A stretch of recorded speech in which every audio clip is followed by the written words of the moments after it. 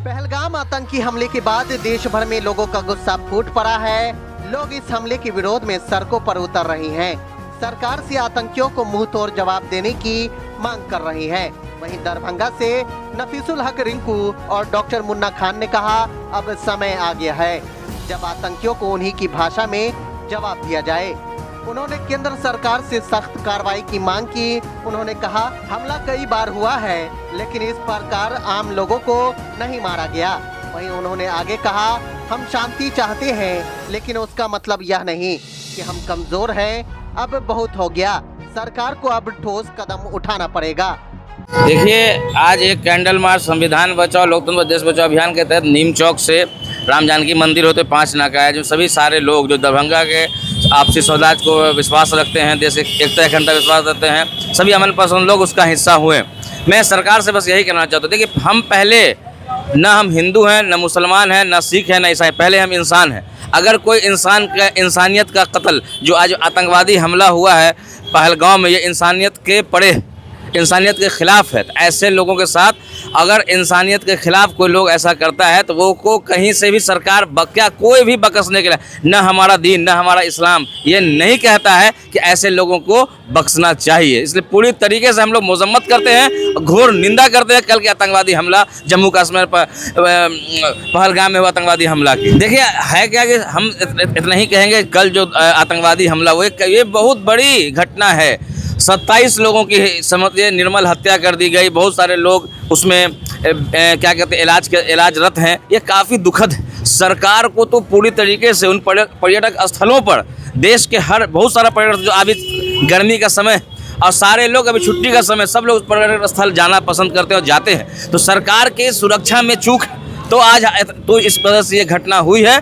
मैं आज भी कहता हूँ सरकार अब ऐसे आतंकवादियों पर सख्त से सख्त कार्रवाई करे और कार्रवाई ऐसे आतंकवादियों के पूरे नस्ल को मिटा दे जो कि किसी से कहीं से भी ये किसी भी तरीके से ये उचित नहीं है। ऐसे लोगों के साथ कड़ी से कड़ी कार्रवाई के साथ उनके नस्लों को मिटाने के लिए करें। हम लोग देश के साथ खड़े थे, खड़े हैं और हमेशा खड़े रहेंगे। उस पर भी पाकिस्तान के साथ सारे हमारी दोस्ताना संबंध खत्म होनी चाहिए और उनके जो भी चीज़ यहाँ है उन चीज़ों से दरकिनार सरकार को दूर होना चाहिए। और ऐसे अगर पाकिस्तान के जो चीज़ों से उनसे पूरी अगर हम मेरे वो दुश्मन है तो खुल के अगर दुश्मन तो पूरा सामना हम लोग डट के करना चाहिए। जिस तरीके से आज आतंकवादियों को भेज कर अगर पाकिस्तान ने भेजा ऐसा किया है, वैसे लोगों पर सख्त से सख्त कार्रवाई होनी चाहिए।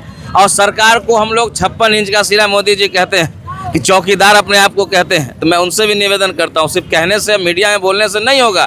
आप उस 56 इंच के सीना को पूरी तरीके से पाकिस्तान और आतंकवादियों के खिलाफ मजबूती से खड़े रहिए और उन लोगों के खिलाफ जो है अपनी जो शक्ति लगाकर पूरा फोर्स जो भी आर्मी जो भी फोर्स लगाकर उनके पूरी तरीके से उनका खात्मा ही कीजिए। हम लोग देश के साथ खड़े हुए हैं। हमारी केंद्र सरकार की जो इंटेलिजेंस है उसकी विफलता है। आखिर मैं ये जानना चाहता हूँ कि पहलगाम में जबकि इतनी आर्मी रहती, मैं खुद गया हूँ, तो आखिर इतनी बड़ी घटना हुई कैसे? ये सबसे बड़ी बात है कि लगातार ऐसी घटनाएं हो रही है और केंद्र सरकार हम लोग को आश्वासन दे रहा है। अब ये सोच लीजिए कि जो आतंकवादी सिर्फ हमारे सेना को टारगेट करते थे, अब वो आम लोगों को टारगेट कर रहे हैं, आम जनता को टारगेट कर रहे हैं। जहां पर कश्मीरी रोडों के अब ये बोल रहे हैं जो जिनकी कमाई हो रही थी, अब वो पर्यटन खत्म हो गया। जो होटल बुक में थे सारे लोग कैंसिल कर रहे हैं। सरकार से सिर्फ एक ही मांग है, सिर्फ एक मांग कि वो आतंकवादी को इस देश से खत्म करे, बल्कि अब उनको सारी जनता के साथ खड़ी है। और जो प्रशासन जो मीडिया नेगेटिव फैला रही है, नेगेटिव फैला रही है, उसका मैं सीधे तौर पर खंडन करता हूँ। किसी भी आतंकवादी का कोई धर्म नहीं होता और न कोई जात होता है। आतंकवादी सिर्फ आतंकवादी होता है और गरीब मासूम लोग मरे हैं। इसीलिए समाज के तमाम लोग केंद्र सरकार से मांग करते हैं कि अविलंब ऐसे आतंकवादियों को खोज कर मारा जाए ताकि देश में हमारे शांति